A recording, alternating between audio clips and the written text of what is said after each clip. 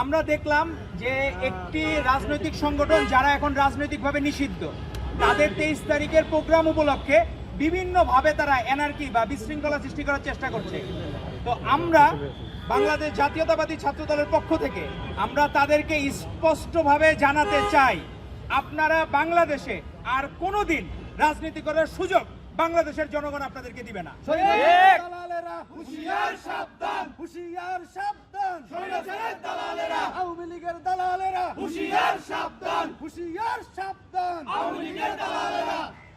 জামাত শিবির আমাদের যারা বিরোধী মতের আছে এরা অনেকটা গিরগিটির মতো রং বদলায়।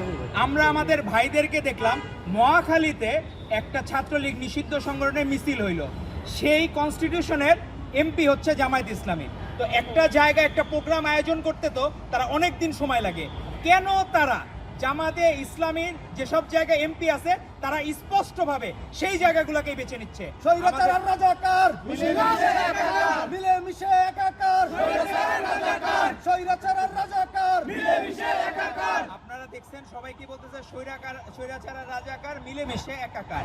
এখন কেন এটা বলতেছে? একজন ফরিদপুর 1 আসনের জামায়াত ইসলামীর এমপি, আপনার নাম সার্চ দিলে জানতে পারবেন, উনি নিজে বলছেন আমি নিজে এমপি হয়েছি আওয়ামী লীগের ভোটে, আওয়ামী লীগ ভোট না দিলে তো এমপি হইতে পারতাম না। তো জামাতে ইসলামী সরাসরি বলতেছে যে আওয়ামী লীগের এরা ভোট দেওয়ার কারণে তারা এমপি হয়েছে। তো এখন কি আপনারা তাদের মানে আছে না যে প্রতিদান দেওয়া, আপনারা কি এখন তাদের প্রতিদান দিচ্ছেন? আর নাকি হাটের যেমন ইজারার দায়িত্ব নেয়, আপনারা কি এখন জামায়াত ইসলামীরা ইজারাদারের দায়িত্ব নিচ্ছেন নাকি এখন আওয়ামী লীগের বা ফ্যাসিস্টদের দোসরদেরকে পুনর্বাসনের জন্য? এটা বাংলাদেশের মানুষ এখন জানতে চায় আপনাদের কাছে।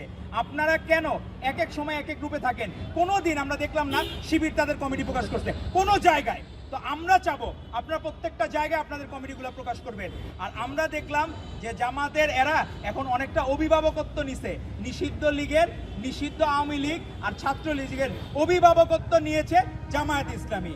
আমরা এর তীব্র নিন্দা ও প্রতিবাদ জানাই। তারা স্পষ্টভাবে বলছে আওয়ামী লীগ ভোট না দিলে তারা এমপি হইতে পারতো না। তো তাদের এই গোপন প্রেমের কথা সারা বাংলাদেশের মানুষ জানে।